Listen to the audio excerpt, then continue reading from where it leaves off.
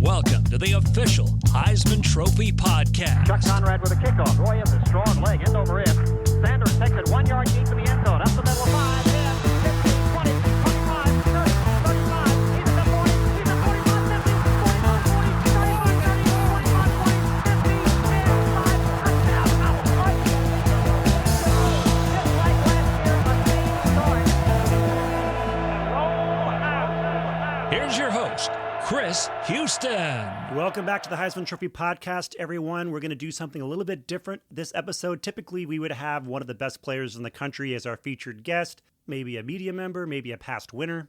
But one of the things I wanted to do this season was to delve a bit into the grassroots aspects of college football, to explore the places where fans go online to talk about some of the behind-the-scenes elements that have great influence on the sport. You know, in a very recent court filing, Google said that the open web is in, quote, rapid decline. Now, if you look close enough, you can certainly see evidence of that, but there is probably one area where the open web is thriving more than ever. And of course, I'm talking about Reddit, which is a platform so rich in engagement that tech companies are using it to train their large language models. And one of the more popular subreddits in Reddit is RCFB.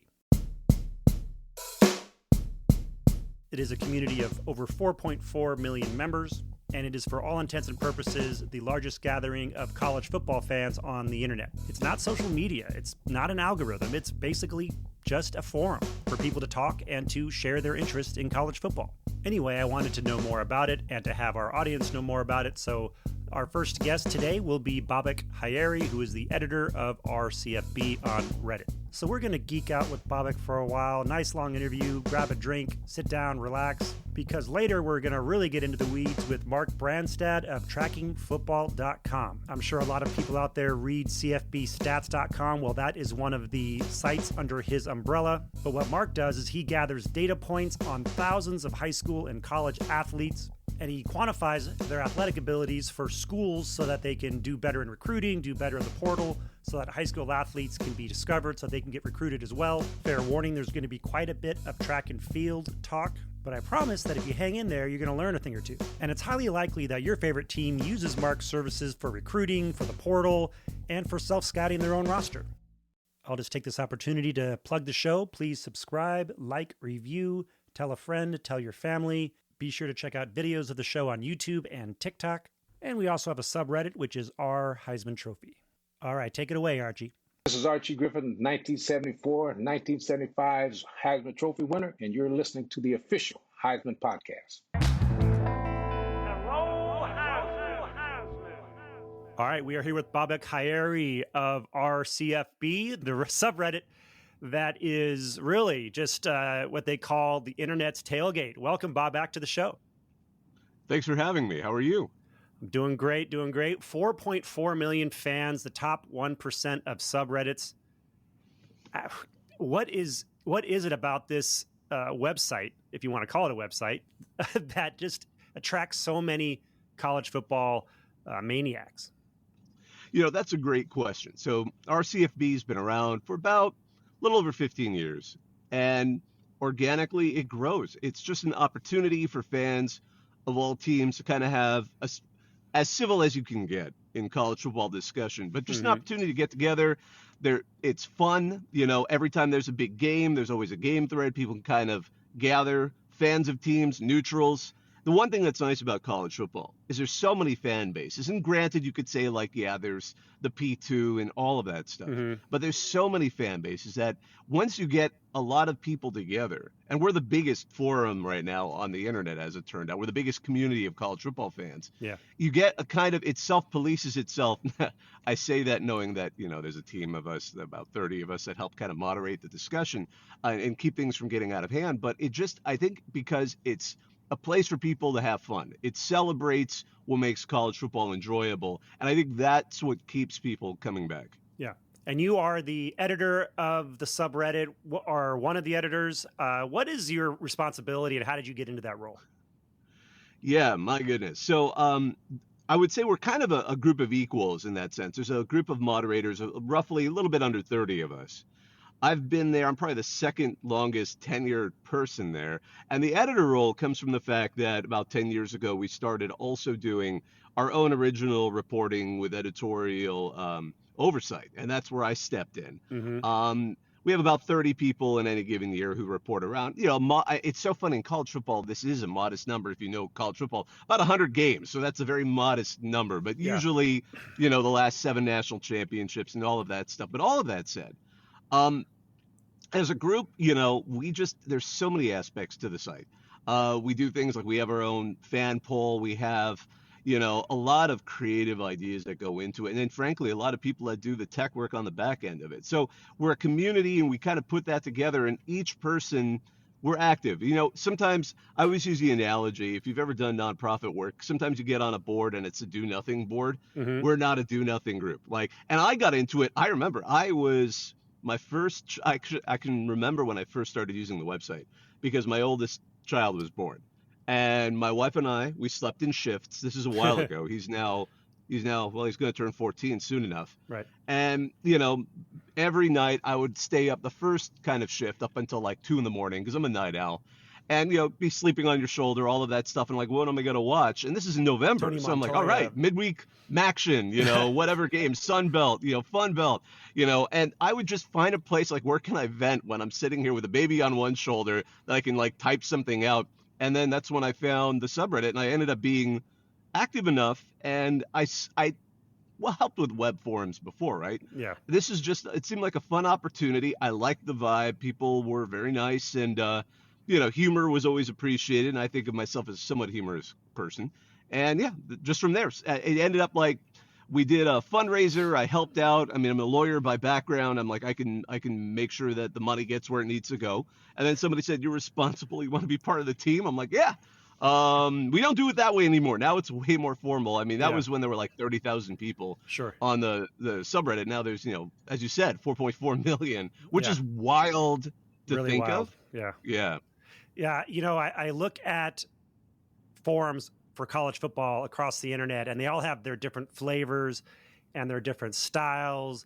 And some are a little bit like ghost towns, depending on the school, and some of them are wild, rollicking places. But also, it seems like the CFB subreddit, it feels like the big leagues of message boards. Like you go do your time on your team board, but if you come over to that site, you got to bring your A game, right? You have to know how to talk to people in some regard. I think you've hit on something. I mean, I'm of a vintage where I didn't grow up with the internet. Like I got it in college, and then, I knew of it, but I didn't really have it in any kind of personal way. So when I found forums, you find your voice, that there's certain ways you shouldn't talk to people. And some places encourage that. Some places, I've been on plenty of team boards. My undergraduate, I'm a USC Trojan, so I've been to plenty of USC boards. Mm-hmm. And back in the day, I remember some were more, enjoyable than others. But it can be tough when you get a very insular group of people, because then you get, people who are super like the team can do no wrong. People are doomsayers. Yeah. So when you visit a forum like RCFB, you get a group of people. So you can't, some of the things that might be tolerated on a forum more team based, you get called out for it. And our nature is, and I'd say the culture there is, I kind of hinted at, it's like fun. If you can poke fun at yourself, if you can have joy, if you can feel like good for other people, and don't get me wrong, if you can still if you know how to, I went to Catholic high school, right? I used to write plays. There was a line you didn't cross. You always knew if you wrote a play, there's a line you never crossed, and I was always good at that. So if there's a line where, you can't take it too far, then it works well if you go into a website like RCFB. Yeah. So I think that's kind of been the vibe that we have in terms of trying to get a character of the site and kind of how it's developed organically over time. And that's the thing, I'm not going to say we have created that. It's just kind of, that's the way the culture developed. That's what attracted me to it, and that's what's continued on. Yeah, the whole development of it is fascinating to me, because back when I worked at USC in the athletic department, worked in sports information department in the Paul Hackett, Pete Carroll era, about an 8-year period. And back then, traditional media was still the way things were going, and people on message boards were looked at as like unwashed masses, the people who were just nutty fans who didn't have perspective on things and didn't know how things were going. There was a little bit of a, there's a haughtiness as to how things were approached. But now you can't argue with 4.4 million fans because, I mean, you're not going to find a single media outlet that is covering college football that is going to have those kinds of numbers. So now I feel like the inmates have taken over the asylum, so to speak. But what's great about your subreddit is that it's not like what they were worried about, which is that if the inmates take over the asylum, it's going to be just a bunch of nonsense and idiocy. Now, you obviously there's always going to be some nonsense and idiocy because it's college football, but there's serious discussion on these sites, and you're going to get excellent analysis. And from these sites, you're going to find more like objective analysis on your site than you're going to find on a fan site, or I think even on a traditional media site, because in some cases, certain media people have to sort of couch what they're saying, and because they want access to who they're talking to, that kind of thing. So it seems to me that the subreddit just brings in the very best of the best, and you get as close as you can to some objective analysis in college football. Well, Chris, you touched on some really, I think, big macro level things that we always deal with, because you're absolutely right. I mean, I remember there was a time where you just didn't want to say like, oh yeah, I use the internet to, can you imagine, like there was a time, and it's so weird to even think loud. You talk to the younger people, because I teach an undergraduate class and I used to teach in law school, and you talk to younger people and the idea of meeting somebody through an app or online doesn't seem weird to them. Like, I remember when that would have been still pretty strange, like there were whole movies, rom-coms about how weird these two people met online, So kind of, especially people who grew up in the 80s and 90s and before that, they see, and we've dealt with that, because I mentioned, we've had our own media kind of team, and you're always dealing with that, like, are we sending a fan into the press box? And I get that concern. But some of the younger programs, I think, and some of the smaller programs absolutely do embrace the fact that, okay, yeah, our CFB, they have their wild edges, but we think they're going to be serious enough to take this seriously. And some will engage us, not only, I'm not talking just the press stuff, but like we've been engaged by a couple of teams to do, social media takeovers. Because we have a fairly successful X account of a little over 370,000 right now. The Blue Sky, the Instagram, all of that stuff, right?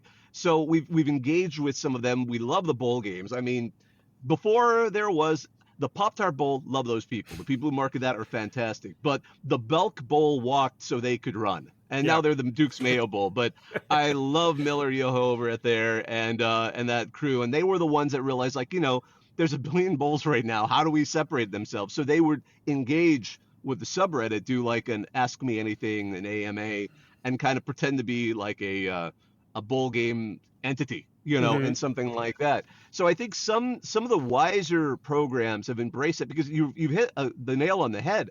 I love traditional media.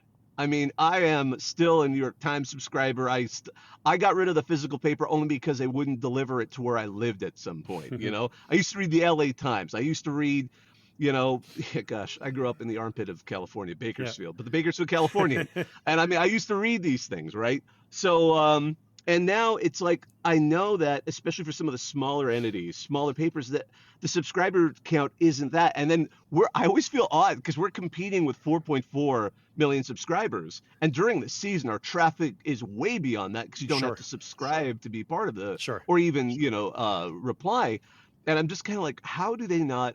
They choose to ignore where people are getting their news from. People are getting their news from, ESPN, Fox, all the major sports networks, absolutely. Maybe more their websites and apps and even terrestrial television anymore.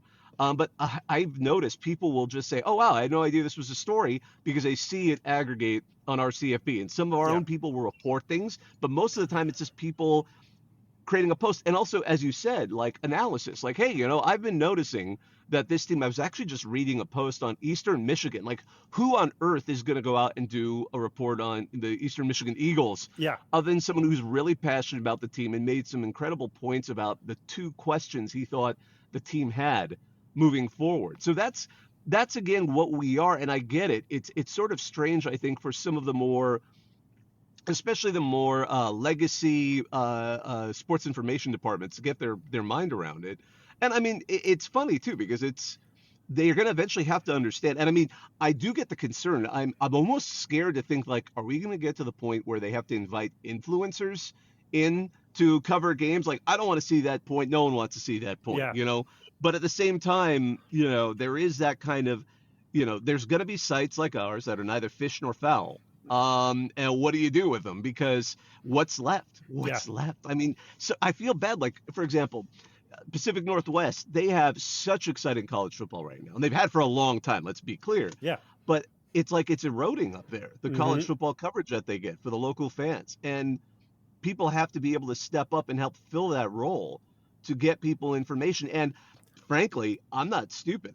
We could never match what a proper beat reporter could do, what someone who is doing professional journalism at a full-time career could do. Sure. But it's like at the same time, there's got to be people that can fill in the stopgaps, and the news that gets aggregated on our CFB, the analysis that users create, and even the reports they create are part of this shift, which has been kind of starting to reach a critical mass as we see the erosion, I think, of the traditional media. Yeah. Couple things that you brought up in that last Rant. Yeah, I was trying to think Ramble. I was trying to think what is a better phrase. No, because there's all kinds of things I was taking note of, and just one of the things I wanted to ask about is you mentioned the Pacific Northwest, and in a sense, it looks to me that college football is, I don't want to use the term withering on the West Coast or on the East Coast compared to the Midwest and the South. You know, basically college football is becoming an SEC Big Ten community exercise, and I'm sure you see it in your traffic, right? I'm sure you look at the traffic and you see that you know there's a bunch of people from over here in the country, and there's a bunch of people from over here in the country, and there's a little bit of people on the sides, right? Is that what you see, and how do you start to get people interested on the coasts in this sport? I think that's one of the remarkable things. We tend not to see, I mean, the schools that have the biggest fan bases aren't surprising. Like, I mean, for the longest time, number one and number two were, even when they weren't particularly great, Michigan and Ohio State. Just because they have huge fan bases, maybe they're more tech savvy. I mean, that is the original flaw of, you know, a community like our CFB. Most of our users will tend to be slightly younger and more tech savvy. But the problem is each year that goes by, the other end of that scale is, you know, fading away. So it's becoming more, not only the middle, it's becoming the bulk. But all that said, I've noticed that, you know, Oregon fans, healthy amount of Oregon fans on our CFB. USC fans, I know USC fans, they show up when the team's doing well. It's like Miami fans. It's like, hey, now they're all over the website. If the team doesn't do so good, they evaporate, but that's the nature of Los Angeles or Miami or some of the major cities. So I would say, despite this erosion in coverage, the fans we see match the fans that are doing well. And that makes sense, you know. They will step up when they're doing well. You saw a lot more Boise State fans at the beginning of this season than already 2 weeks in, but they still show up because they're not only hardcore is always, I don't want to use that term because it sometimes sounds a little bit derogatory. I mean, but the serious fans do still show up because they know, like, Boise State's Gooses and Cook, there's still a future for the team. They can still even get into the playoff under some certain circumstances.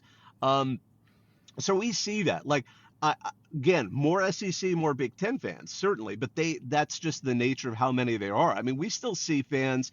I'm always excited when I see fans of schools of, you know, like Division III, Division II, NAIA when they show up. And then, you know, granted, the conversation tends to mostly pool around the biggest stories, but always the nice thing of a website like RCFB is because there isn't, and I mean, I don't in any way cast aspersions on this, but when we're not chasing clicks, we can just say, okay, what do you guys want to talk about?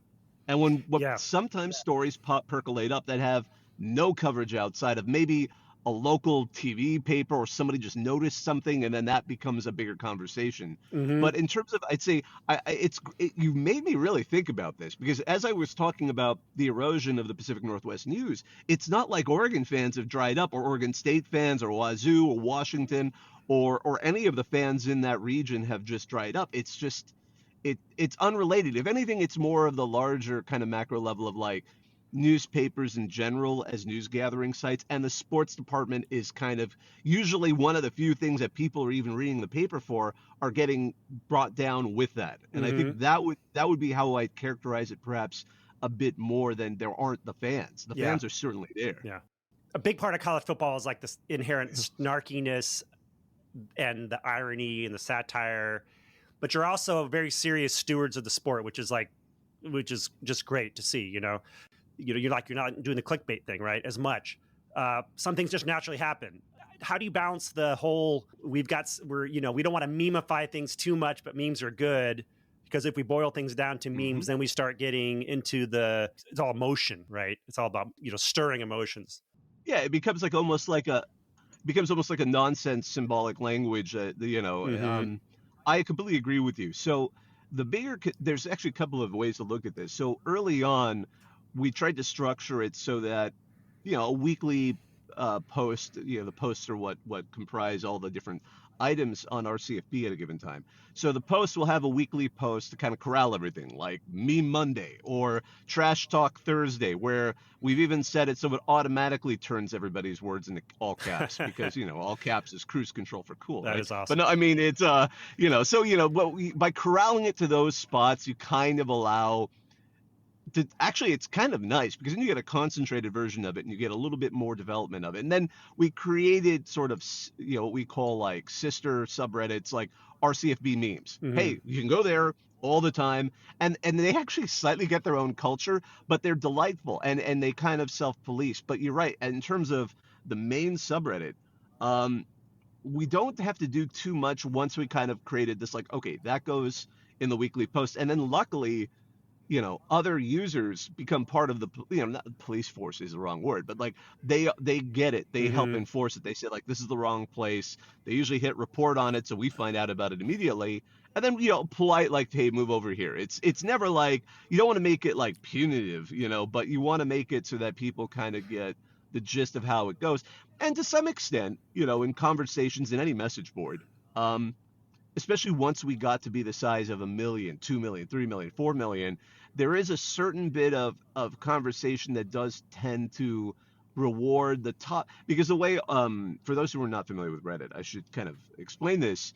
The way it works is people can up or downvote an item, and then that kind of creates how prominent it appears on the page. And within each post, there's a very, very active comment section. And that's what people usually come for, oddly enough. I would say people come more for the comment section than they do the posts themselves, because they want to talk about a topic. We always joke, like, come on, at least read the article. Right.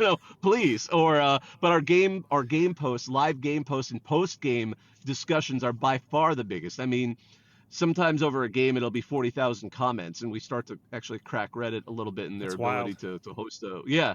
Oh, yeah. We have to split the national championship into quarters because it just won't work otherwise. All that said, so the upvote, downvote does tend to reward a little bit of the meme culture, so to speak. So sometimes the first 2 or 3 on a very popular topic might be either a really funny joke. I mean, honestly, some of them, I wish I had the aggregate humor that the website has sometimes. But then, there is usually an equal chance for something quite insightful. And if it isn't number 1, it might be number 2 or number 3. But you get that nice balance. And honestly, unless it becomes an abusive meme, and there's been a handful over the years, I'm not going to single any of them out, then, there's ways you can kind of corral those in other ways, using kind of a website to sort of mark those words when they show up for review. But we've luckily never had to do that. There's been 1 or 2 like basement level things that honestly aren't even memes. They're just sayings. I mean, there's a few teams that have slogans that other teams like to use on them. Right. But that's the nature of the beast, and you do what you can to do it. And as long as you can accept the fact that there will be errors and you can just move past them, that's a wonderful thing about running a website like Sure, this. sure. Now, can you share a moment where something that started on RCFB, whether a meme or a campaign or a fan narrative, Oh, yeah. ended up breaking out into the wider college football world? There have been a few of those, and I want to say I think this one may have started, oddly enough, on, I think they're now the Shutdown Fullcast group.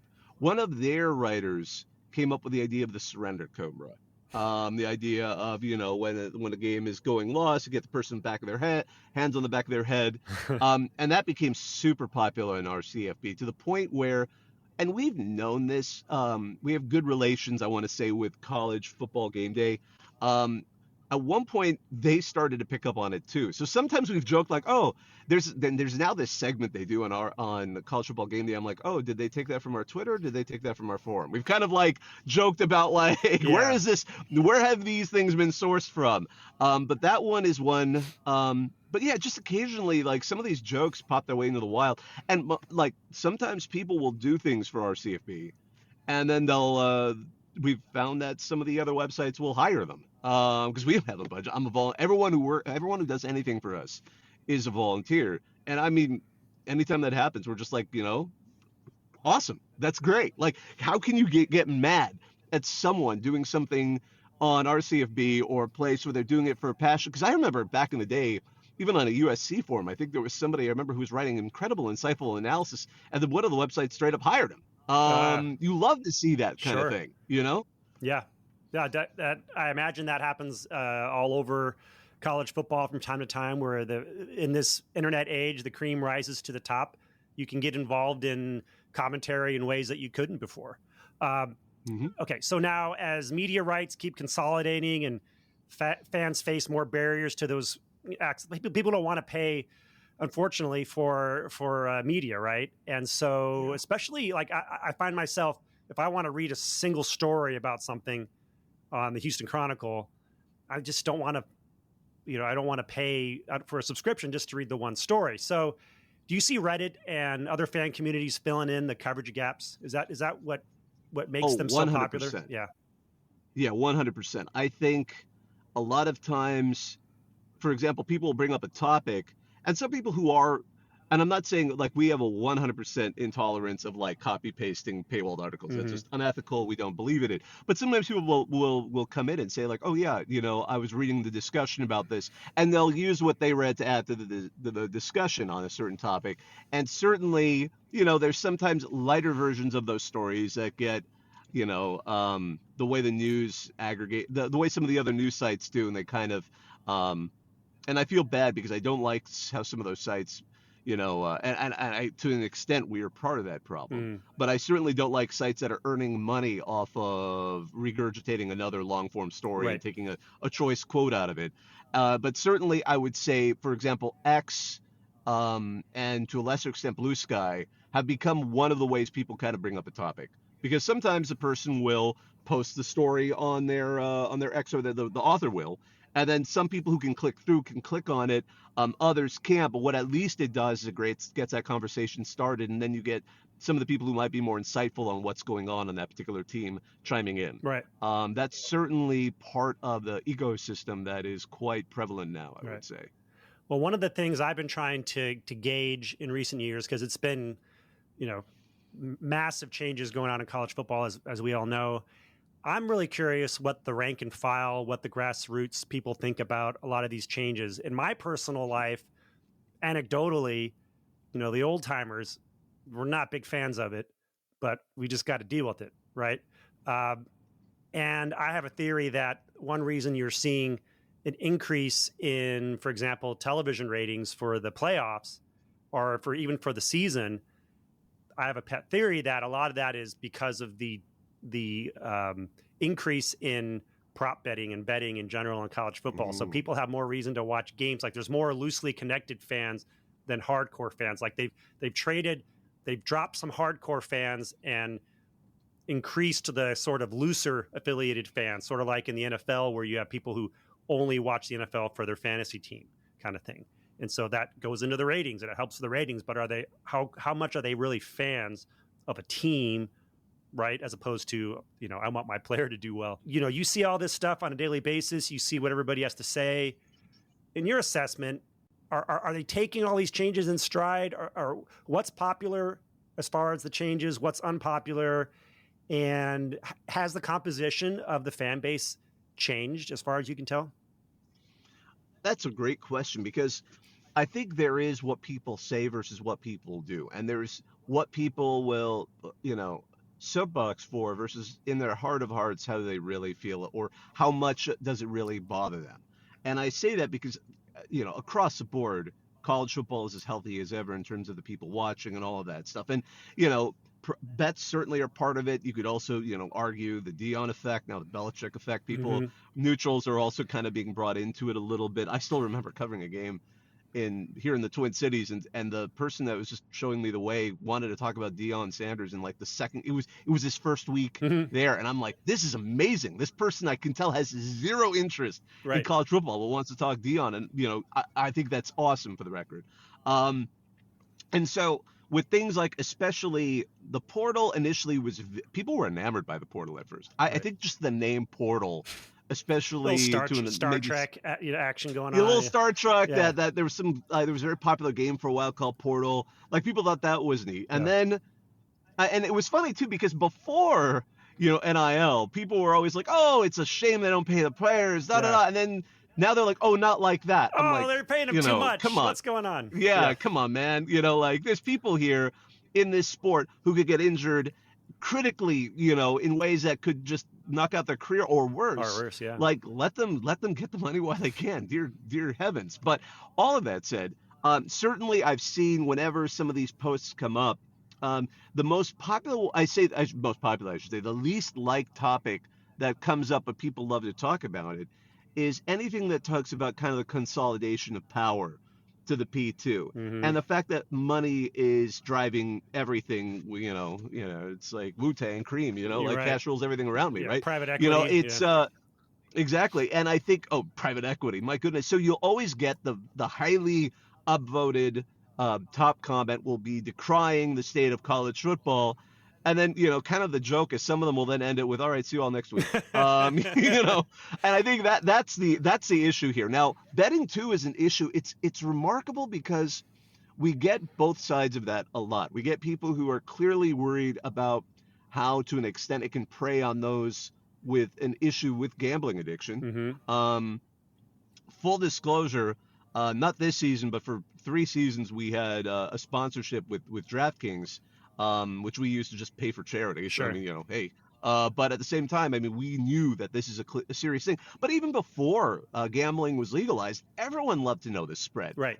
All the gambling terminology was still important because people wanted to be able to benchmark how their team was supposedly doing based on what some folks in the desert think they should do. But now you have like ESPN talking about spreads. It's a little bit more ingrained into the coverage now, right? Oh, I mean, some of the schools now have whole big licenses with it, like Caesars Gamble. I'm waiting for the permission one of them is going to get to like name their stadium that, right, or something like it's that. Just a matter of time, right? FanDuel's Arena or something like that. Yeah. I mean, I don't really have like a moral problem with it, but I'm just trying to gauge: are we selling like is it short-termism, right? Like, because if you're looking long-term, you want to cultivate the fan base to enjoy the things that make college football unique. And if it's just this money-oriented focus, right, or we're bringing people in for that, like how do you balance all that out, right? Looking forward. I mean, when you think about it, do we want it explicit like it is now, where it is absolutely no veil on top of it? This is all about cash. Versus the old days where it always felt disingenuous when administrators who were making incredible amounts of money themselves, and obviously it's well known that for the longest time, many of the highest paid public officials were college football, or in some cases college basketball coaches. Yet the players were oftentimes kind of, so you it's this question of like, oh wow, you built a $100 million sports facility, and people were decrying that, and now it's just basically like, yeah, no, it is about money. We're trying to compete with the Joneses. Now we have revenue share. Yeah. now we have limits on NIL for however many lawsuit challenges it'll survive for. I mean, it's just kind of going to one of the things that certainly you hear some fans complain about, and understandably some fan bases more than others, is the 1-2 punch of the transfer portal and NIL inducing players to get paid more. I get that. I get it's upsetting, but at the same time, when I think of, would I rather these players get the benefit knowing that their careers could end at any time? So I think on RCFB, we certainly get the full mix. I'm not in any sense, I want to say, like the representing the majority there. Yeah. But there is more of a fractional. It isn't. I like the fact that there is a multiplicity of views on the topic, and you don't necessarily get completely bogged down in this is evil, college football is over, what you were kind of talking about at the very beginning. Right. But certainly, I'm sure there's some people there's always that person like, oh, I really stopped caring. And part of us are like, why are you on a subreddit commenting about college football if you don't care about it anymore? Right. I mean, I get it hurts, and I get it. Like, I have been through, I'm sure every fan has had that crisis that's put a bit of a question of, why am I even watching this anymore? But, see you next week. Well, it's funny. Exactly. But it's funny, too. Back before the internet, I used to go to the local drugstore in July or August, and I would open up the Street and Smith's magazine to see who was on the team, right? So it's a little bit it goes back to that a bit, because you don't really know who's going to be on the team. A lot of these lighter fans, the ones who are not diehards, who are Notre Dame fans or Alabama fans, and they're like, oh, we want to see that Jones kid. I saw him last year. Looking forward to seeing him this year. Oh, he's playing for a different team this year, and there's somebody in his position who, we don't know who he is. So I think there's a little bit of that loss of connection. But the good thing is that, like I said, maybe it does go back to having that bit of mystery involved in who's going to be good, because you can look at these preseason, these predictions this year, and they haven't been very good, have they? No, I think I get exactly what you're saying, because I was that era too. Like, you'd read the newspaper to find out who the good players were. Maybe you'd get that one program when you go to a game, if you bought a program, because even back then it always seemed like really expensive. Yeah. But I mean, and I get that. Like, nowadays, when I hear about some of the fans, and I get some of the hardcore fans, I don't know if they care so much about the players as they just want to be able to win. But I mean, honestly, I mean, do you really know tell me about your quarterback's life, and they go, well, I just know we had a good quarterback, and now I don't know, though. Now they're at Miami or something. The thing is about that, though, there's an illusion that college sports offers the college sports fan. It's a fantasy, right? And I think this is the original attraction that people have to college sports, which is that the illusion is that these are kind of amateurs. Right. These are kind of normal people. They walk the same halls I did. They walk the same halls you did. They're in your local college town. You might see them over at Chick-fil-A drive through, depending on where you're at. Right. And it's just it's an illusion. But it was something that appealed to a lot of people. This idea that this isn't the slick, homogenized, money-driven world of the NFL, for example, or a lot of other pro leagues, which is not to say that I think people understood that there was money involved, because all the TV contract, everything was still big even before all this, as far as the money goes. But I think there was people bought into the illusion of that. And it's, I think, what separated the really hardcore college football fan from these NFL fans. It still kind of does. It's sort of like you feel like you're belonging to a special club, in a sense, right? Like, this is like, you get it. Like, you might like NFL, mister, but I like college football because it's this, and there's the bands, and there's the community, and all this kind of stuff. And now, for better or for worse, a lot of that connection is being severed. Yeah, it's interesting you bring this up, only because when we think about how college football was viewed a while ago, I'm talking 100 years ago, there was this concern that the players weren't really students. They were these brutes. I mean, before Teddy Roosevelt forced college football to change the rules up, there was this concern that they weren't actually really students even then. They probably were less so then than they are now. Oh, sure, yeah. In certain ways. So I do wonder if we there's this sort of mystique, because you've talked about that. One of the great mystiques is that these athletes are walking the same halls and doing the same things that I did back in the day when I went to, the ivy covered, halls of my Mm-hmm. old alma mater. But at the same time, I mean, it's always been a little different. And I Mm-hmm. mean, I hesitate to paint a broad brush because certainly there are many exceptions. Because I think when I crunched the numbers one time at all divisions of college football, every year there's over 43,000 or something like that. Mm-hmm. So yeah, a lot of them are quite normal and quite student. And I mean, I've taught my own share of college athletes, although granted, no college football players in my honors seminar. But I've had and not to say that they are qualified to do it. Let's be very clear there. Yeah. I've interviewed my fair share of extremely smart college football players because those are the ones they like to trot out Right. to media days if they can. Some coaches. Yeah. But all of that said, I think that concern.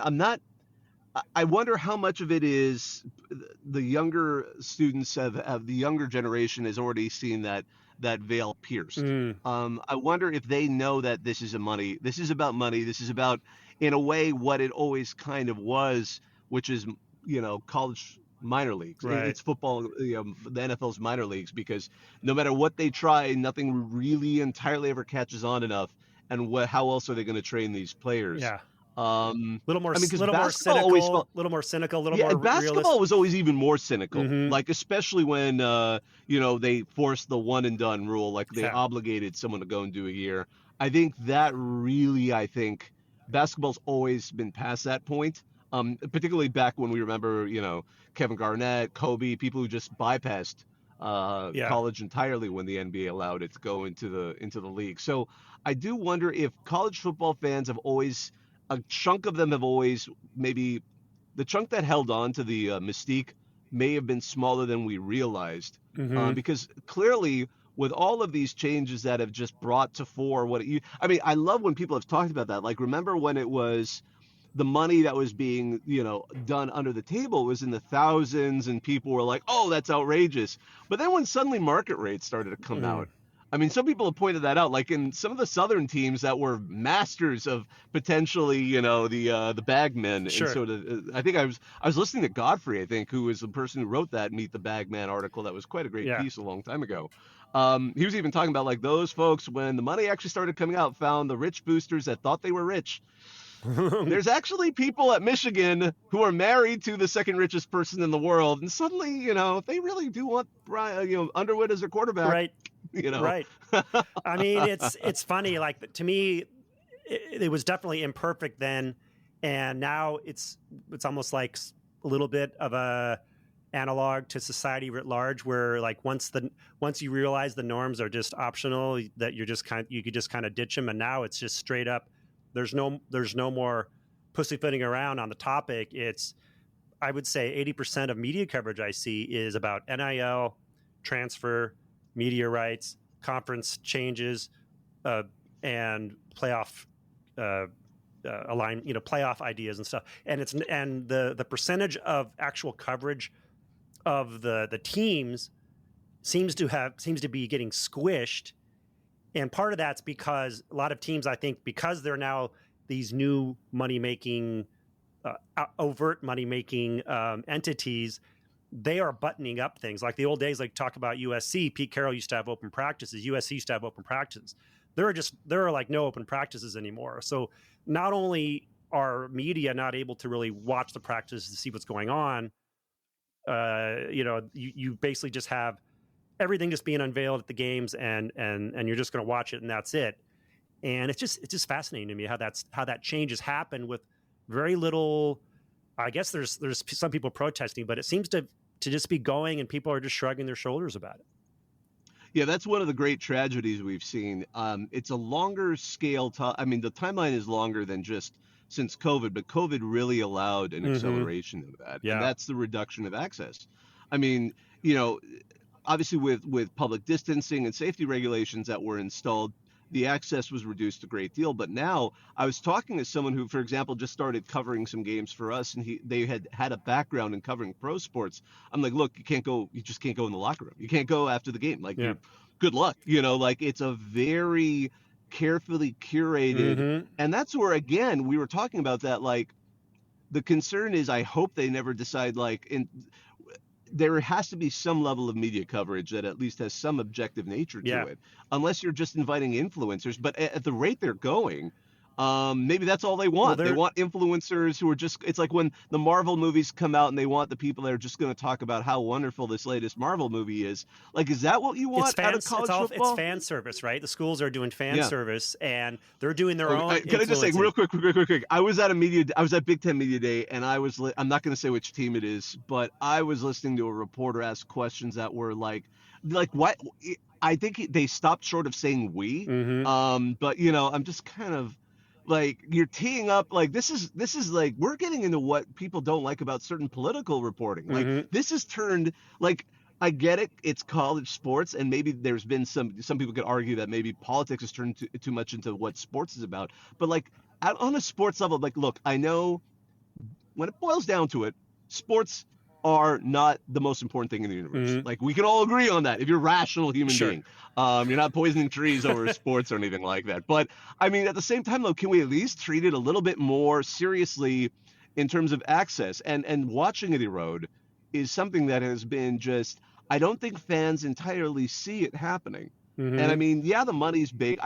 The money part is what they get, it's easier to grasp. It's Yeah. easier to understand, like, oh, and that's the biggest thing they'll deride. Like, I can't believe it's all about money at the expense of, the Pac-12. Like, Yeah. it's all about money at the expense of this or the expense of that.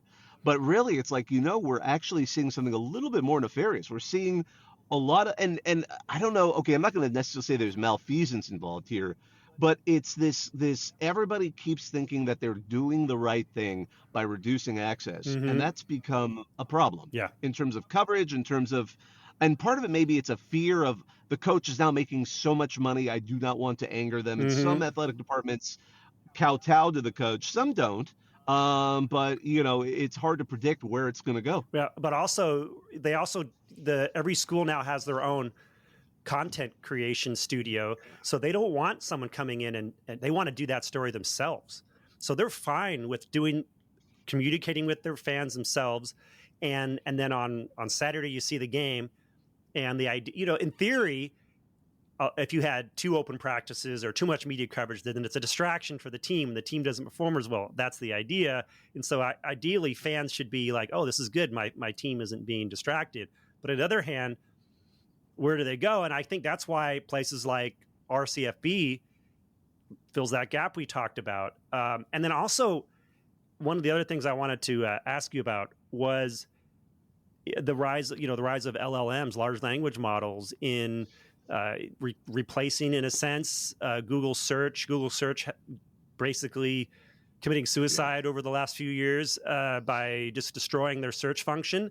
And it's been revealed, and I think I also read that there's actually a deal between Reddit and ChatGPT. But when the LLMs go and train on, in this case, things like college football, they're relying on Reddit in many cases to provide the information that they're giving out to someone who's creating a query. And so my question for you is, what's that like to know that you're not only servicing the current fans, but you're also potentially influencing what is the nature of perceived reality about something to do with college football? Well, one of the I have really a lot of top thoughts on this, but I'll do my best to summarize them. It is a fascinating thing, and really, if you want the short backstory on that, there was actually a brief attempt at a lawsuit between Reddit and ChatGPT when they announced that we were basically using Reddit for all of our information. And can you imagine, Reddit was like, this is an untapped market. Yeah. So I get that. I mean, I'm not an employee of Reddit. I get it as a lawyer why they did that, and that's where the license came from. And I'm not shocked because, I mean, for example, with RCFB, to the benefit of the larger public. Well, we were joking. We did some tests when we were when I was getting ready to come here and talk to you, and we're trying to see, is it going to talk like a meme? Like, is it going to just use, like, is ChatGPT going to use slang that only comes from RCFB? I didn't see that, thankfully.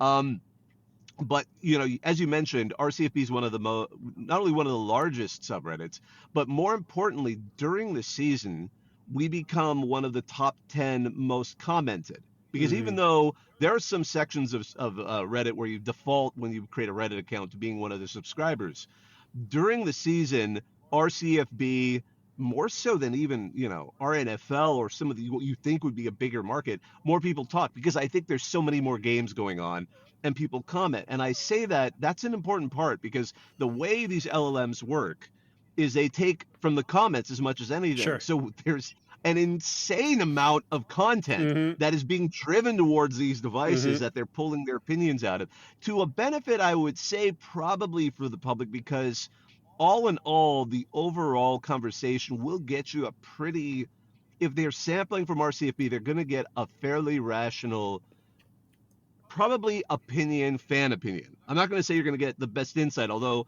I actually was curious. I asked ChatGPT, why do you use a Reddit RCFB? And it was like, because, you get the voice of the fan. I get that. That's certainly an angle of it because there's so many of them on there.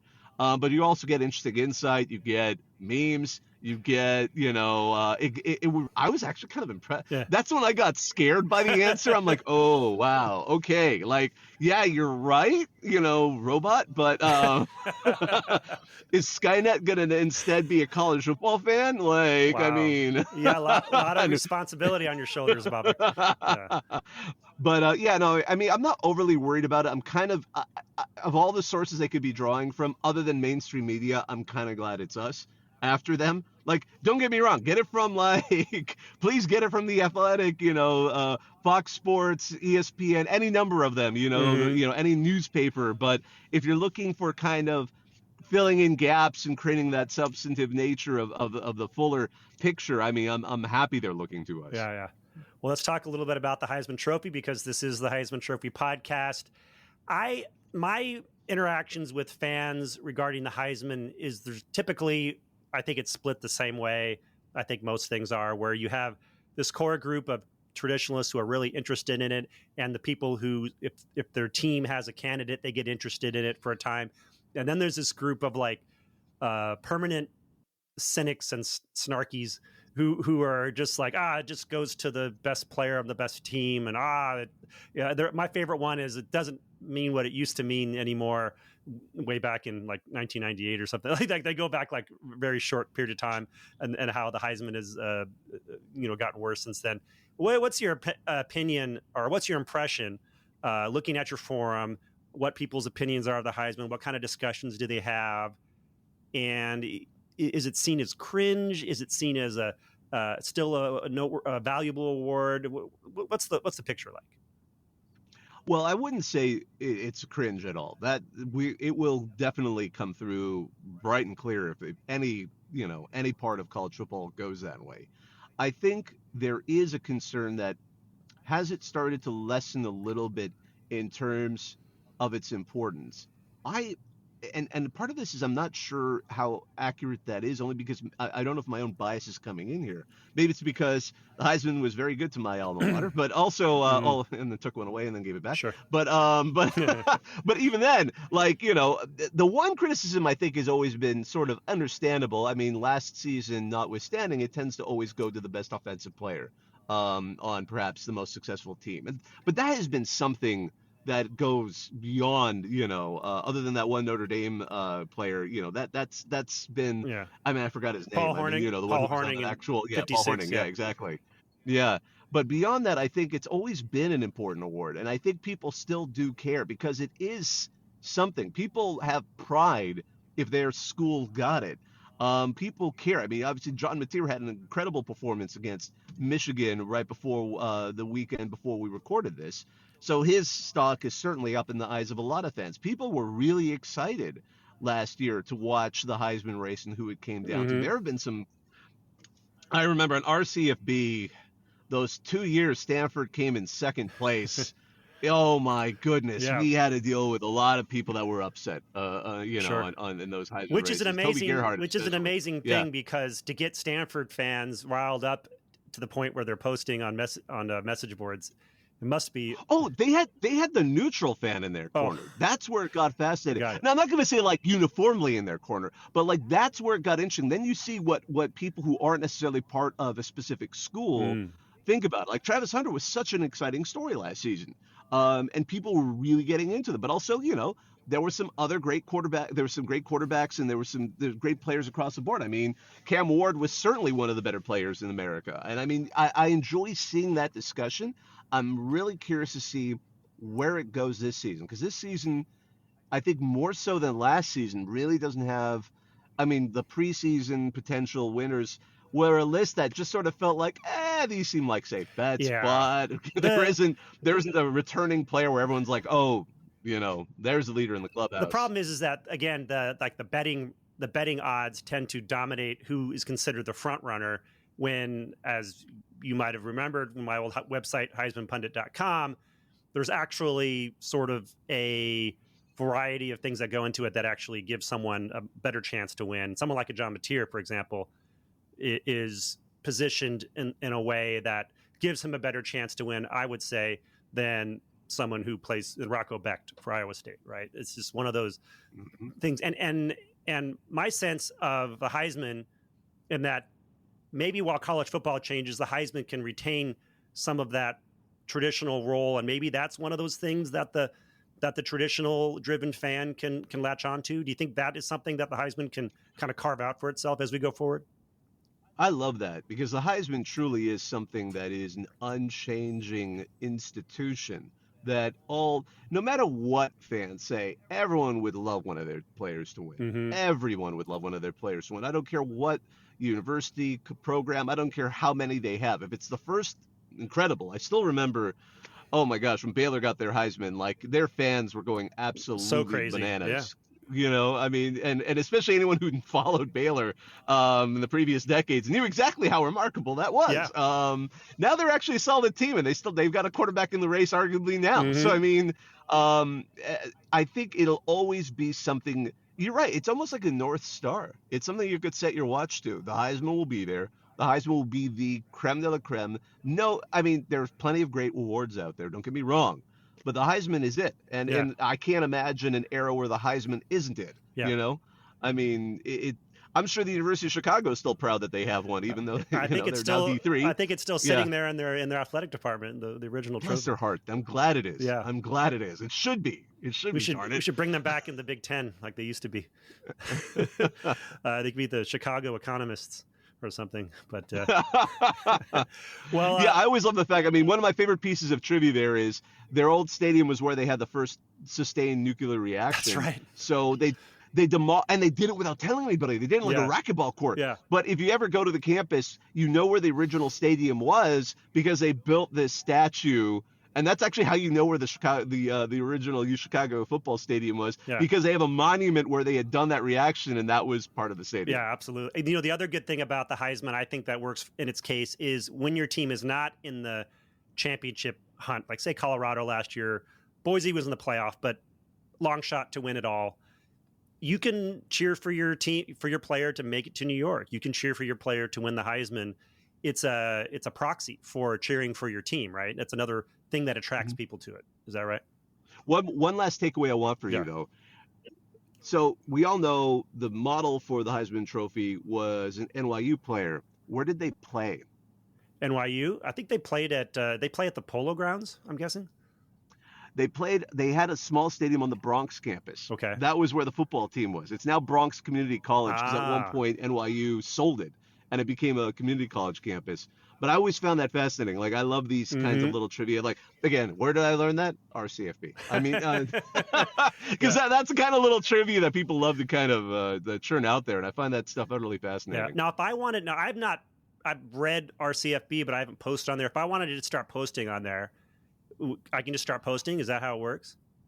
Yeah, you just make a free Reddit account and start posting. That's no other restriction. We're still a completely free website, completely open. You don't even have to subscribe to comment or make a post. It just makes it easier and part of your normal Reddit feed. So you don't need some people use the app, some people use the website, some people do any number of ways to access it. We try to make it easy. You can also follow us on Twitter at Reddit CFB and Blue Sky and Instagram, and we have fun on all of those as well. Now, you also do a podcast, right, which is College Football Talk, where you have live streams. Yeah. Yeah, I do that on it's funny. We actually started because Reddit tried to copy at the time Twitter and do like Reddit Spaces that were like Twitter Yeah. Spaces. And so we decided we'll try it. We within 2 shows we said this is cool Reddit, but your system is broken, and they got rid of it eventually. Oh, So then we moved it over to Twitter. So yeah, no, it's a call-in show live every Tuesday night at 10 p.m. Eastern on our Reddit CFB on X. That's been fun. I've been trying to do it everywhere I can. I have hosted a show live from Ireland, Scotland, Japan, South Korea, Mexico, Buenos Aires, Uruguay. Like when I'm on a trip, I just fun to talk college football. sure. You know, Yeah. it can be the off season. It's always good to just try to make it every time. I think only when I'm in Europe I have to actually make it a little bit earlier because it ends up being like 3 a.m. Right. But you know, Yeah, it's always tough. my family isn't thrilled when I'm like, Dad needs to just talk to some people. You know. Yeah, that's always a challenge being in Europe and having to watch a game or get online and do something. Always a challenge. Yeah. Bobak, sports editor for RCFB, the Reddit subreddit that is probably, like they say, the internet's tailgate, a great place for college football fans to talk shop, talk about the games, the players, make predictions, complain about things like college football fans are known to do. A really fun place. Thanks for coming on the show. And looking forward to seeing more from our CFB in the future. Pleasure joining you, and we love the Heisman at our CFB. Hey guys, this is Barry Sanders, the 1988 Heisman Trophy winner, and you are listening to the official Heisman Trophy podcast.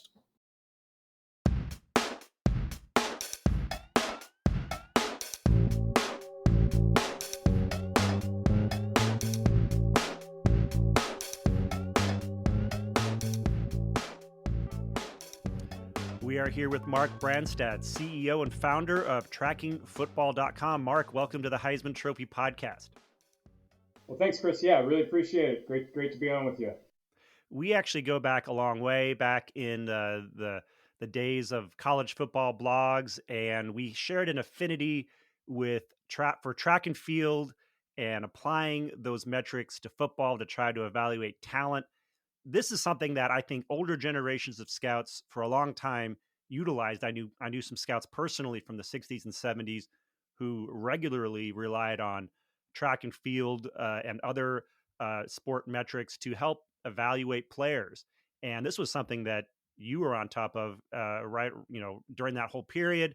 And now, so for this episode, I went to go talk to the person at CFB Stats, and I discovered that you own CFB Stats now, or you're it's all part of your company. So welcome to the show. And I just want to have you provide a little background on how you got started and how this whole process evolved to where you're now not only, providing fans and media this great service with CFBstats.com, but also you're now providing programs, agents, all kinds of entities with proprietary analytics and stats regarding talent for players. So I'm curious to see how that all started.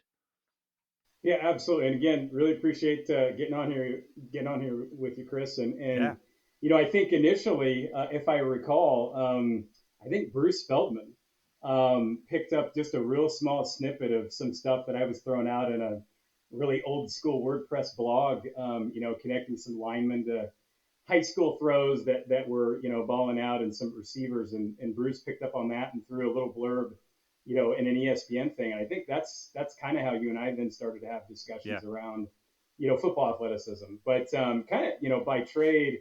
So I graduated from Butler University here in Indianapolis and went to be a high school teacher and a coach. So I coached football and high school track for about 10 years. And it was during that time that I started to kind of see that connection to just athleticism, right? And saw how kind of some of that performance, on the track and, with the jumps and the throws by the linemen sort of, contributed. You just saw it a lot with these really good college and NFL players. And, that was, 20 years ago or so. So that was really before a time that the internet where all this data kind of proliferated. So I kind of anecdotally started to build this this database to try to get more of our football athletes out for track and vice versa, more track guys out for football. So that was just kind of fun. It was a real anecdotal thing. But over time, I got connected to a mathematician who is still with the company today. He's actually our CFO, But his thing was like, look, Mark, you're going to have to take this from the anecdotes like that Bruce picked up on and that, you and Chris talk about to, like holistic. It needs to be empirical. Like we need to run like all recruiting classes and all rosters for like Division I teams to kind of see if there's any interconnectivity here. Yeah. So for about 2 years, myself and another individual that really helped me found track and football, we started to run, what was the background, multi-sport background, what was the track backgrounds of every player that gets that's signing letters of intent for Division I. And it took us like literally 2 years to do that back in the day, but we built out this database of about 40 or 50,000 players. And then from there we started to make more connections, and then ultimately we created a score called the PAI score, which is the Player Athletic Index, which is really the foundation of everything that we do with track and football, because we're able to kind of boil down the body type of a player, the position that he plays or projects to, and then all of his athleticism, and boil that down into one score. And the cool part about track data, and I think what you and I coalesced around was, track is historic and it's standardized. So, you can look at what Bo Jackson did in like 1981, when he was in high school. You can convert to 100 yards, but like a shot put was 12 pounds back then, it's 12 pounds today. Yeah. The long jump, it's all standardized. It's the same principle today as it was back in 1980. So the cool part with like the PAI score, if you roughly know what his body type was and what position he played, those scores, you can connect those anecdotes back 40 years in some cases. Yeah. So that's where it really started to pick up some steam and some traction. And then one of the things that like Sports Source and then Marty Kuvlian, who developed CFB Stats, and Marty's been in business, with the CFB Stats thing for over 20 years. They're all on the production side. And Marty got all these connections with the SIDs at all these colleges that send him sort of the box score. And he's kind of taken that into this, wizardry of this advanced box score that then he does with all the FBS teams. And it's kind of got this cult following. And we've had NFL teams that kind of told us, hey, we like to scrape CFB Stats because it's so great. What happened to it? Well, when we started to work with Drew Borland and Sports Source on a transfer portal solution, we ultimately said, hey, we're doing this great joint product. We're gathering more and more college clients. We should just merge, into one entity. And ultimately, last year, we did that. But really, it's been kind of a long journey in the sense, I think our first college client, we went to the AFCA Coaches Convention in 2016, and somehow we ended up getting the University of Minnesota as our first college client. And they kind of saw our first iteration of a website that really, again, just kind of showcased lots of college players, what their athletic backgrounds were, those PAI scores. But again, I think some people are under the impression that, that's kind of like all we do is just kind of show you what their track background was. And a lot of people just think that like that's the 100 or the 200. But, as you and I discussed over the years, there's more to it than that. There's the jumps, there's the throws, which really kind of get into a different kind of athleticism that we see that translates to the football field. So, in some cases, we're able to put that score and give more insights about athleticism in football players than most people would believe. So, for example, today even, there are about 1 million high school football players every year. About 500,000 of those or more will do high school track. So I think a lot of people have an impression like it's just a few guys that really kind of have that in their background. But the reality is, and the reason why we're still in business and able to give all these insights is that it's about 55% or so of all players, regardless of position, have these track backgrounds. So that gets us started, and then we bring over the top with what Sports Source does and what Marty does with CFB Stats and production, and we can give football evaluators kind of this 360 view of their athleticism and then their production. I just love how you guys fill this gap where I think there's a lack of general knowledge, even amongst a lot of football coaches, especially younger generation football coaches, about track and field and why these data points are important to assess athleticism. For example, you talked about shot put.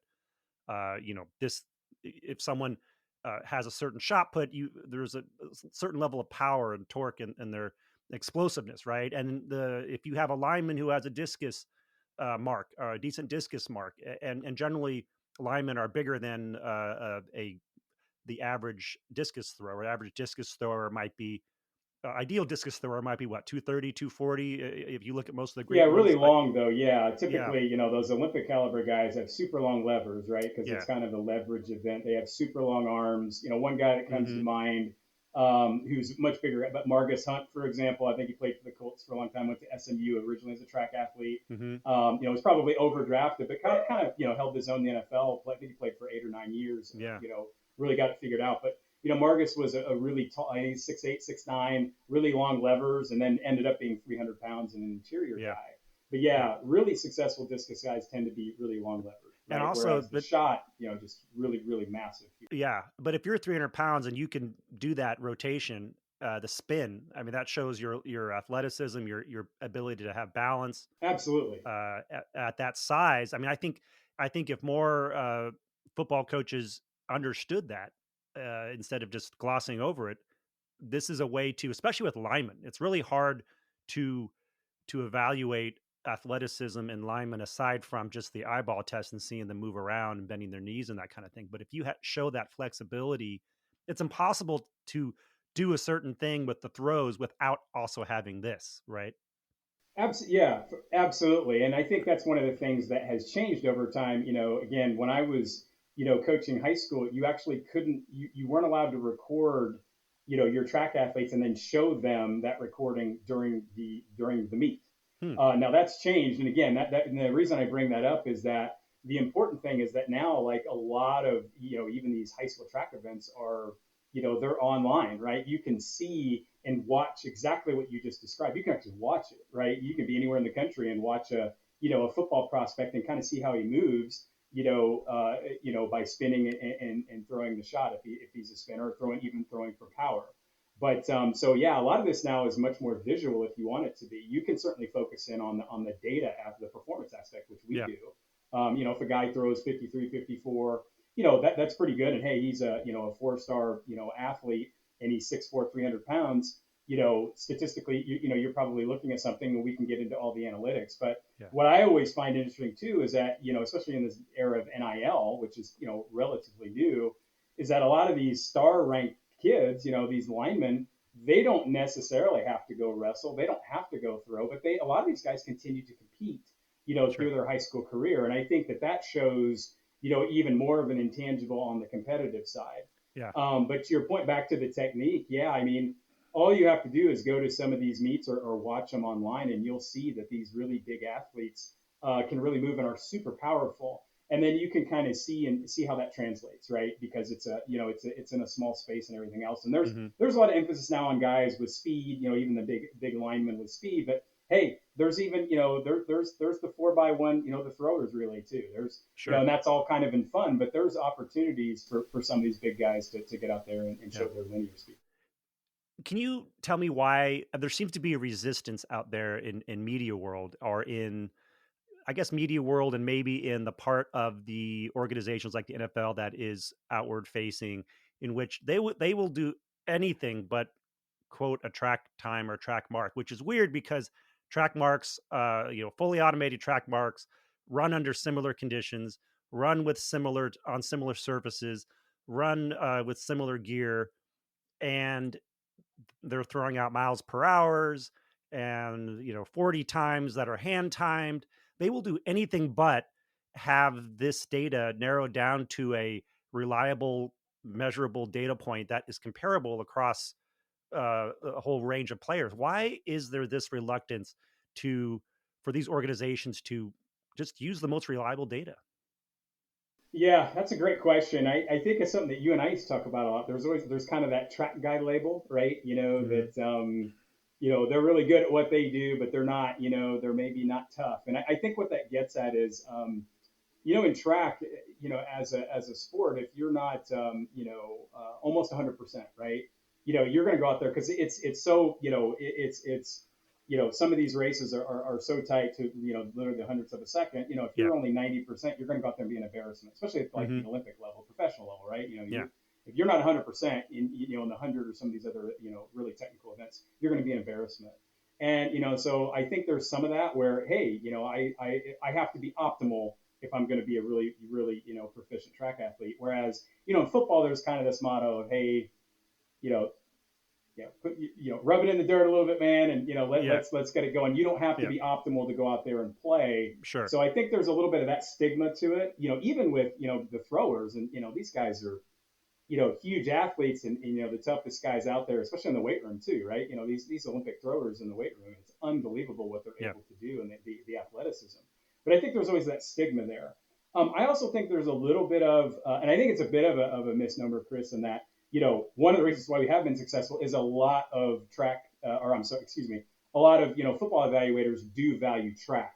Right. They just don't necessarily profess it like, in their war rooms, they're talking about it a lot. We have a lot of NFL teams that tell us like, hey, our college director of scouting is always looking for track data points to help back up, their assessments. Yeah. So I do think that it's there. I just think that, it's hard for, media types and for the public maybe to wrap their head around some track a little bit because of that kind of stigma that, maybe it's more about being optimal, not being, tough and just, kind of suiting up and getting out there. I also think it's kind of a lack of knowledge too, right? Because, they're familiar with like 40 times and everything. To your point, those were handheld until at least 2000. So how do you reconcile that with somebody, Jerry Rice, who did like the first combine in 85 or 86 or what it was, and supposedly ran 4.7?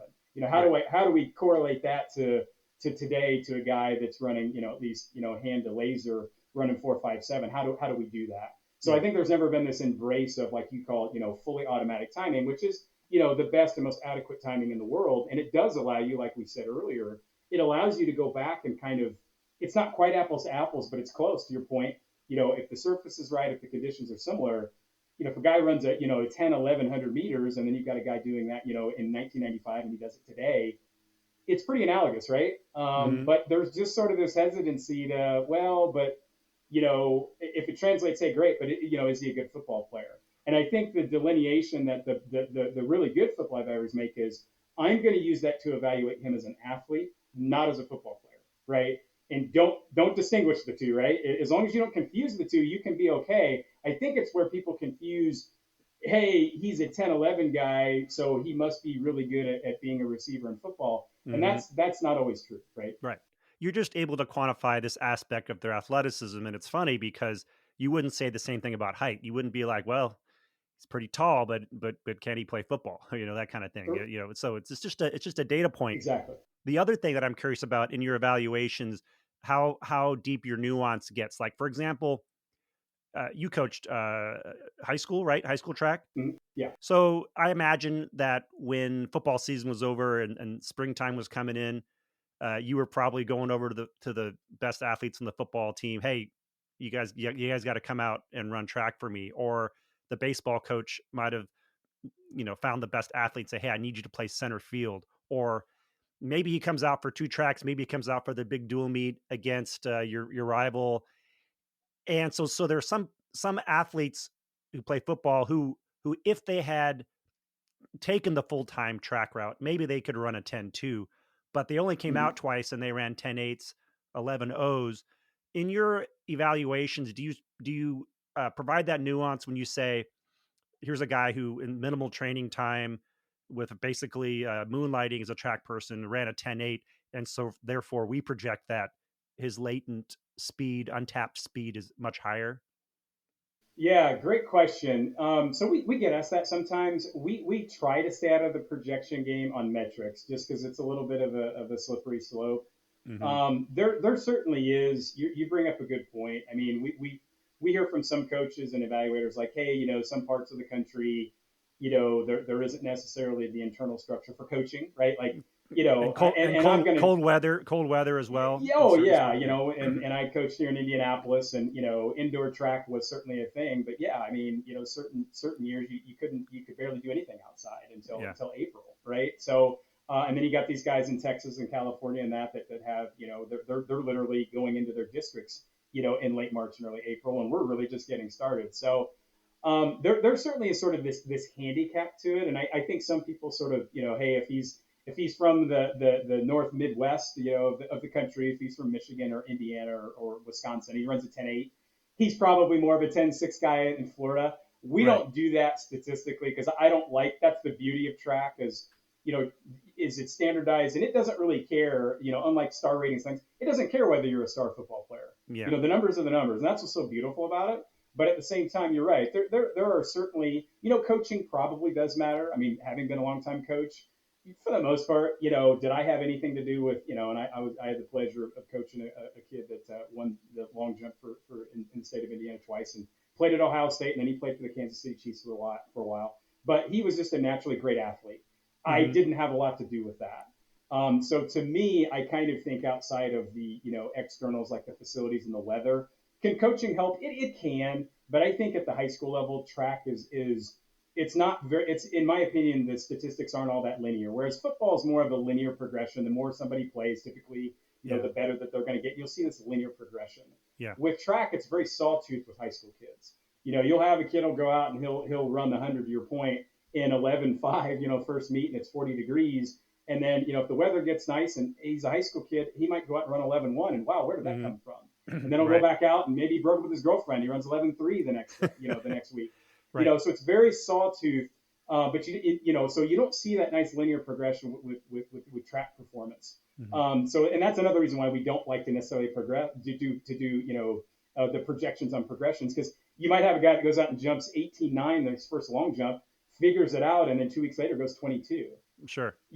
So there's some really strange things that go on there, but by and large, I think that high school track performance is mostly genetic, right? Yeah.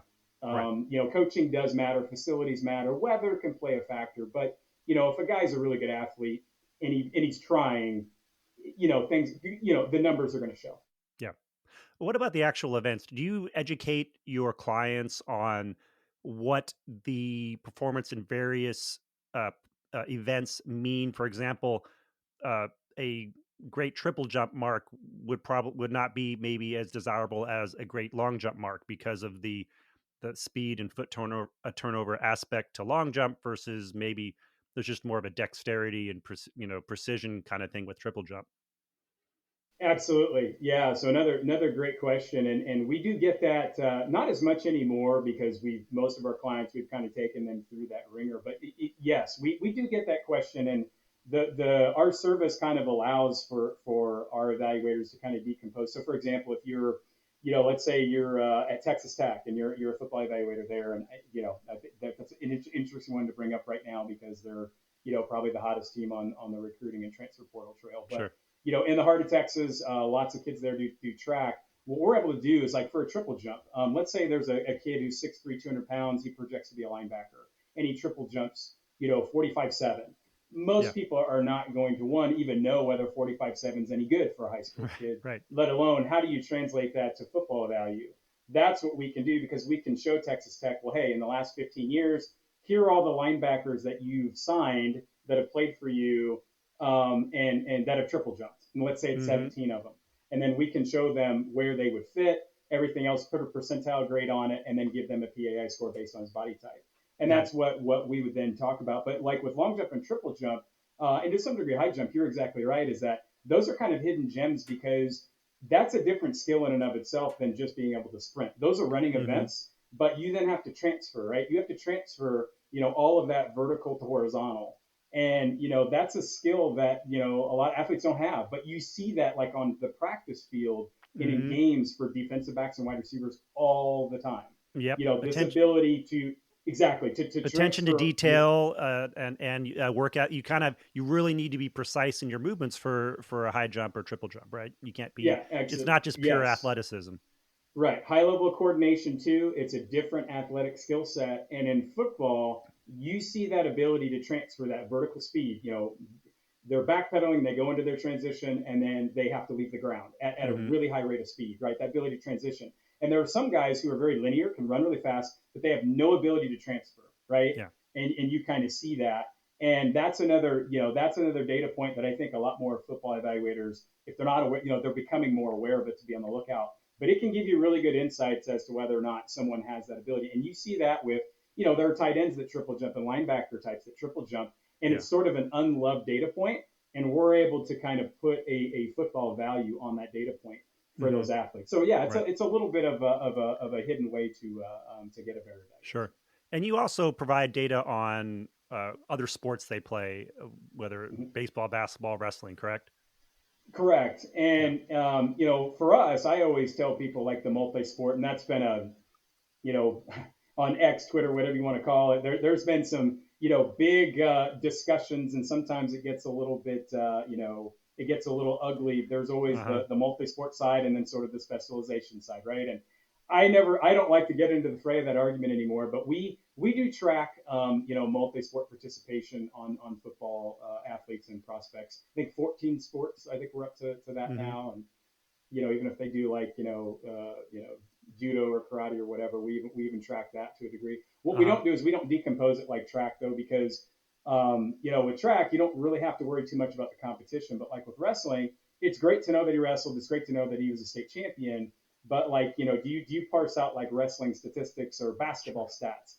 Well, the problem is we don't, because you would have to know everything about the competition, and it gets really complicated. So, and just because a guy scores 30 points in basketball, if you didn't watch, you can watch the video and be like, man, look at that guy. He's a great athlete. Yeah. Terrific. But just because he has, 30 points doesn't necessarily mean he's a great athlete. Whereas with track data, you can really kind of assess, how great of an athlete he is. But back to the multi-sport thing real quick, is what we continue to see is like with quarterbacks. I know ESPN did a really cool study several years ago about, I think they interviewed 120 plus former NFL quarterbacks.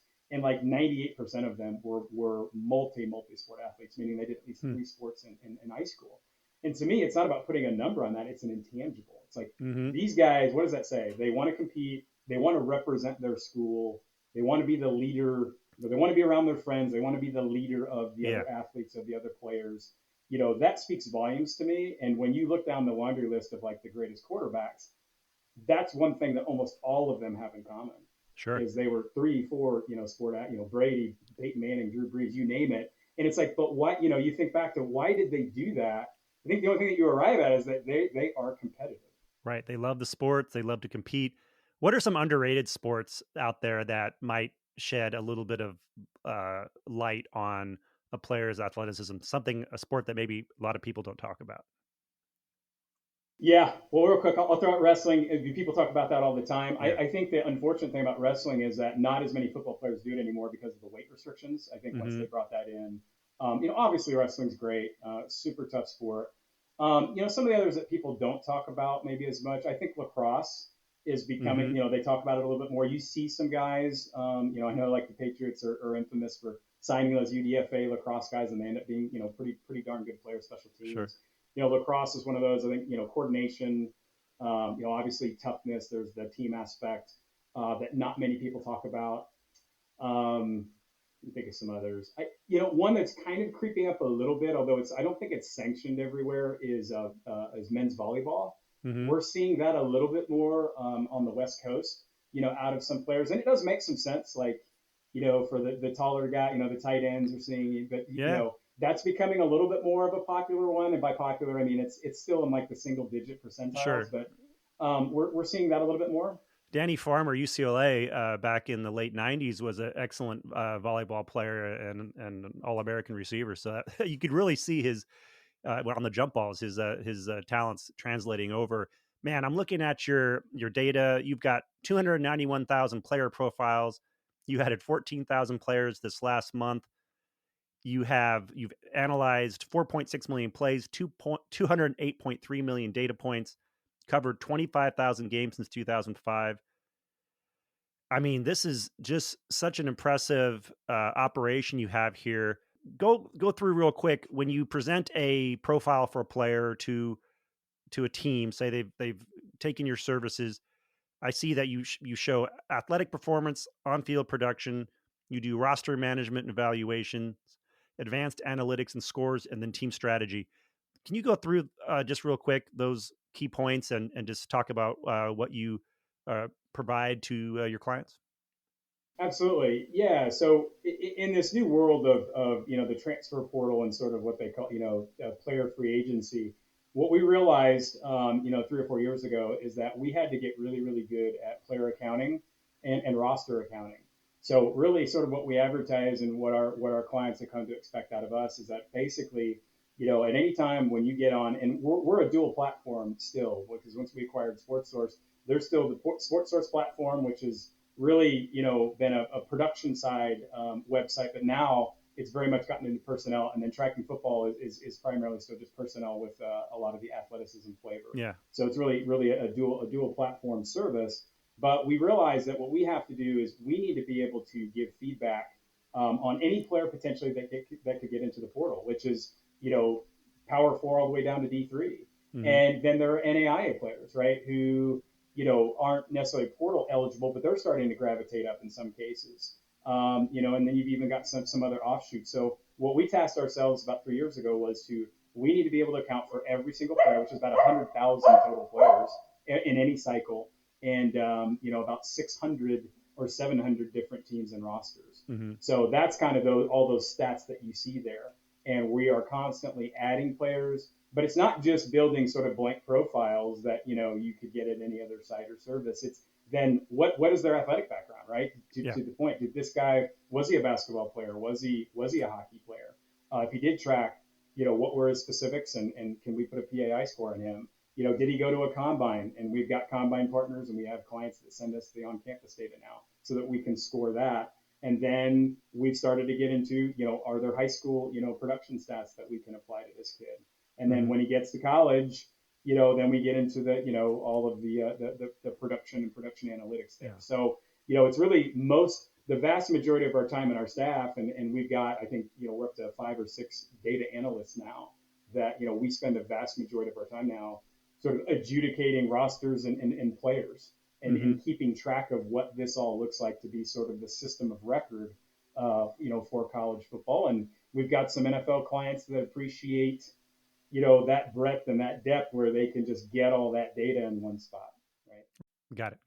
Let's look at an example of how you might evaluate a current player. John Mateer, who's a quarterback for Oklahoma. He was the first guest for our season in season 3. Of course, he just had a big game against Michigan, came over from Washington State, came out of Texas, Little Elm, Texas. What did you say about John Mateer coming out of high school, or do you have that information on the ready? Kind of looking at him, he's one of those guys who was a baseball player. I think that's kind of in his background, and that's pretty typical, for some of these, quarterbacks. But what we would say about him is we also have what we call the PPI, which is similar to PAI, but it's a production score, and it's a college-based production score that's 0 to 5, so it's very similar to our athleticism score. And last year, John was a 3.8 out of 5, which is really spectacular. That's right in line with most, Division I all-conference players. That's about the range that they would fall under. So he's very highly productive. But again, with him, and I think that we're unable to provide a score within the first 4 weeks because we do something a little bit different than maybe some of the other services out there like a PFF who week to week will give a production score.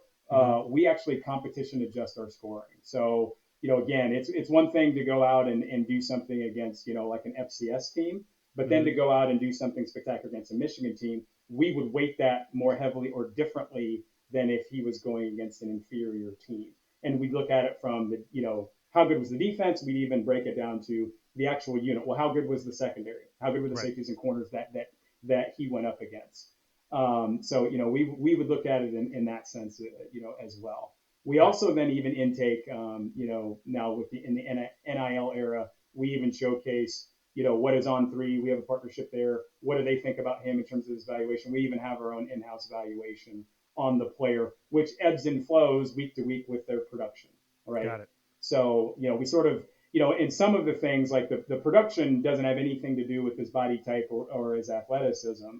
But, in some cases, it's obviously interesting to take a look, like with receivers, like a Jeremiah Smith.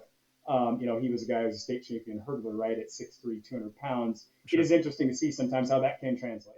Right. I'm going to present a challenge to you, and that is for years, decades, there's been constant talk about why don't offensive linemen get more Heisman pub? Why don't defensive linemen, defensive players?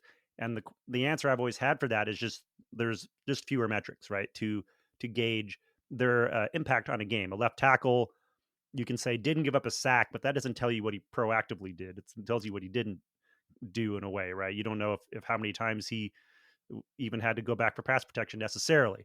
So is there metrics that can be created, or have you ever thought about creating metrics that are more like consumable by media, for example, who are like, if you're looking to create an All-American team for offensive line, it's almost impossible to really have any objective way to measure it and against one another, right? You could have the best left tackle in the country playing for North Dakota State, and other than some scouts saying, "Oh, this guy's really athletic," you can't really gauge that person's performance against the left tackle for Alabama. And so, has there ever been any consideration to creating a more objective metric that can be applied across some of these other non-skill position players? Yeah, so you're right. That is a really difficult one. I think that there are some services out there that use computer vision Mm-hmm. that have, in fact, a lot of metrics on linemen. I think that some of those are met with skepticism because, like you point out, I think we've heard from from some coaching staffs that, well, especially with linemen, if you don't know what their assignments are, their blocking assignments, and actually one of the guys I started tracking football with was a longtime line coach. He actually coached with me in high school, and he's always great. Like, you don't know, like, what, you don't know necessarily, like, if we Right. told him, that he's got help with a chip block or whatever, Mm-hmm. you don't know what his assignment was. Yeah, And if you PFF don't know doesn't that know. on a PFF doesn't know that, but they're putting out a grade Right. anyway.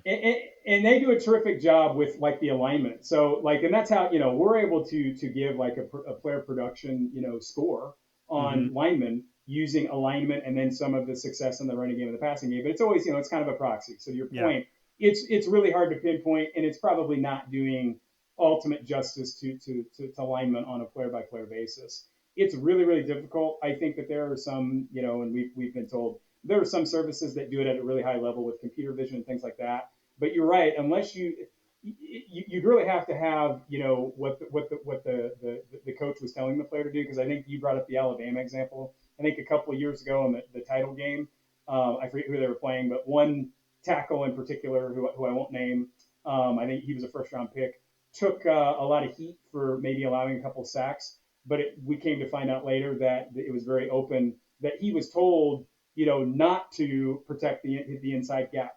Right. And, and the coaching staff brought that up. Well, no, he did a great job.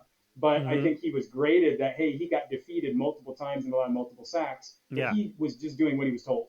Yeah. Right. And nobody knew that, going into it. So it's really, really hard to accurately grade, linemen in particular. One, because there's so much going on. But two, yeah, you don't have the coaching input. Yeah. And then, they say about defenders, oh, he plays assignment football. Well, sometimes you do the assignment properly, but maybe the play went a different way, and maybe what you really need to have done was read and react and do something different. And sometimes that's what I think you get in certain players where they make they are put into a defense and they have an assignment, but they recognize that, hey, this running back or this quarterback's going to do a draw play and or something about it, and so they get away from their assignment, sniff out the play, and make the tackle. And this can either become something that grades really well based on someone not knowing the assignment, or when the coach puts out the assignment grades later on, it's like you missed the grade on that. Yeah. Sometimes being an undisciplined player can, on the stat sheet, look really good, right? I think that's Mm-hmm. the point you're making. And sometimes disciplined guys who are doing what they're supposed to do within the scheme or the play call might end up looking bad, but that's what they were supposed to do. You see that a lot with the kind of the memes and the things on Twitter sometimes, where they'll take the snapshot of the running back and they'll show all like the huge gap in the daylight, but it's like, yeah, but he might have been running, it was his own play and he's supposed to follow like the guard, right? That's what he's supposed to do. And everybody points out, yeah, but there's this huge hole right to the left. If he just would have gone left, he would have had a 30-yard game. Instead, he had a Right. -2, but he was doing what he was told in the play Right. call, right? And we don't necessarily know what that was. And one of the best insights, we had a guy that worked for Triton Football for about a year. His name's David Walker, and he coached in the NFL running backs. He would tell us all the time that when they go and break down plays after games, he was always had his players, hey, coach, we actually weren't in that, we were in this. Oh, and like the head NFL coaches, Yeah. they're told by the players all the time, like, coach, we checked to this. Yeah. Oh, I didn't know that.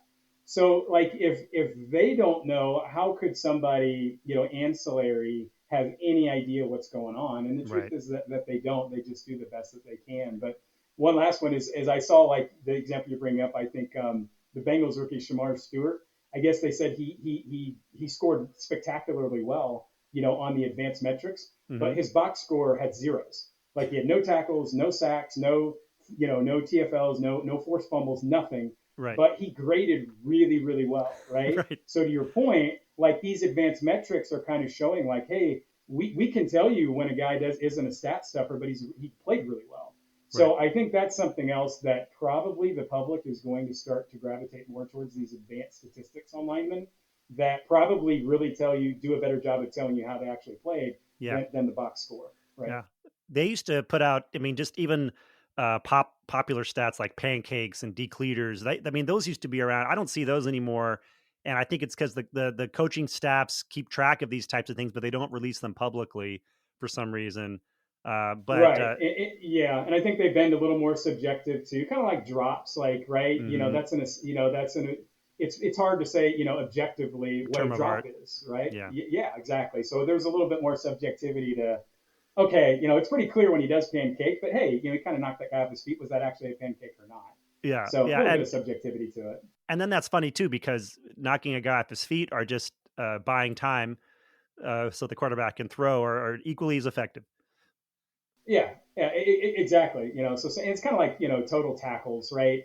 Hmm. Sometimes people, if you look at like the actual stats versus then like the coaching stats, a lot of times like solo tackles are going to be very very different than what the Yeah. media has versus what the internal number is, because Yeah. sometimes a tackle isn't always a tackle depending on who's looking at it. Sure. It also, the tackle, some of these stats depend on the press box, the people that's keeping them. Some press boxes, by that I mean usually sports information offices, are more liberal with defensive back pass defenses, and some are much tighter. And some, if you jump on the pile, I mean, there are guys. I remember back uh, in the '80s, there'd be guys that supposedly had 206 tackles, in a Right. season, Yeah. right? And it's like it just doesn't happen anymore. And they've tightened all that up. And what I love about your whole approach is that I feel like there's a germ here of a future apparatus that can really create a much better way of comparing what players are doing. And have you and just launching into that a bit, have you thought about what your future is here with the organization, where you see it going? Do you just consider doing team service just being your future? Because it's such a fascinating topic, and I feel like if more college football fans or football fans knew more about these types of things that are lurking in the background, that there's a consumer based approach that might be really popular that you guys could put out there. Yeah, and I think linking this back to Marty with CFB stats and then Drew on the SSA side, is that those guys do a terrific job with the production side data, and they literally, Marty spends a tremendous amount of time cleansing that information from these SIDs, and Hmm. sometimes it does matter, to your point, like if there's a sacks record and hey, was that really a sack, or was it really just which should be marked as a TFL, and Yeah. all those things, and they do a great job of working through all that stuff. And yeah, I think one of the areas that we may move into is, I think that the fans, and football hobbyists are getting smarter all the time and demanding and wanting more information, and they want to know, if they don't want to know the specific like athletic backgrounds, that they kind of want to get a better, more appropriate, athletic metric, as opposed to, some people tell us like, hey, we use the EA Sports score, right? Like that's all we got. Yeah. There's not a Yeah. available track data point. He didn't run the 40, so we just, we got to use his, 89 is his athleticism score, his speed or whatever, and we could probably do better than that. Yeah. But yeah, there's also people that I think consumers are getting smarter all the time, and there is this want and need for not only access to better raw data, but then also analysis. And PFF does a great job with what they do with consumers and everything else. But Yeah.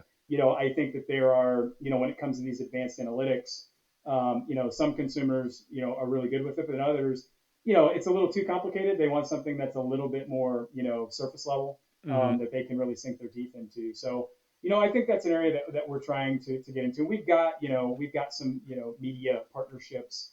And some of our data actually does appear. I don't know, and we don't ask for it, but some of our stuff does appear. People just don't necessarily know. And then, we've got more agencies now that are reaching out to us. That's an area that we're doing more with sports agents, because they actually have to care about, like, for example, high school kids now. Sure. Right, which they never did before. So that's another area. But on the consumer front, I think over time that will continue to be an opportunity for us that we may try to grow into. Awesome. Well, this is TrackingFootball.com's Mark Branstad. He is also part of Sports Source Analytics and CFBstats.com. I know a lot of you out there use CFBstats.com. I certainly probably look at it every day. Man, I could talk about this kind of stuff forever, but I'm going to have to let you go here before we just keep going and going. So, Mark Branstad, thanks so much for coming on the Heisman Trophy podcast. Such a fascinating conversation about what you guys do, and man, I'm just excited to see you flourishing and talking about talent and evaluations and athletics on a regular basis. Well, Chris, I really appreciate it. Again, it's great to catch up. Great to see, all the things that you've done, with the Heisman Trophy group and everything that you do here, and really appreciate the invite. It's great chopping it up, and hopefully, offline we can continue to keep in touch and talk things through. But great to catch up with you. All right. Thanks to everyone out there who hung with us through these two very long but very informative interviews. Thanks to Bobak of RCFB for coming on, as well as Mark Branstad of TrackingFootball.com. Next week, we'll probably have another great football player on, and I think there's a chance we're going to talk to Scott O'Gallagher, who is the designer of EA Sports' college football game. We'll see you next week. The Heisman Trophy podcast streams every Wednesday during the college football season and is hosted, produced, edited, and engineered by Chris Houston. The pod is available on all streaming networks, including Spotify and Apple Music, and features video interviews and bonus content on YouTube and TikTok. We also have a Reddit community. Special shout out to Isaac Lowenkron, and big thanks to Rob Whalen, Tim Henning, and the Heisman Trust for their support. Reach out to us via email at pod@heisman.com for feedback and commentary.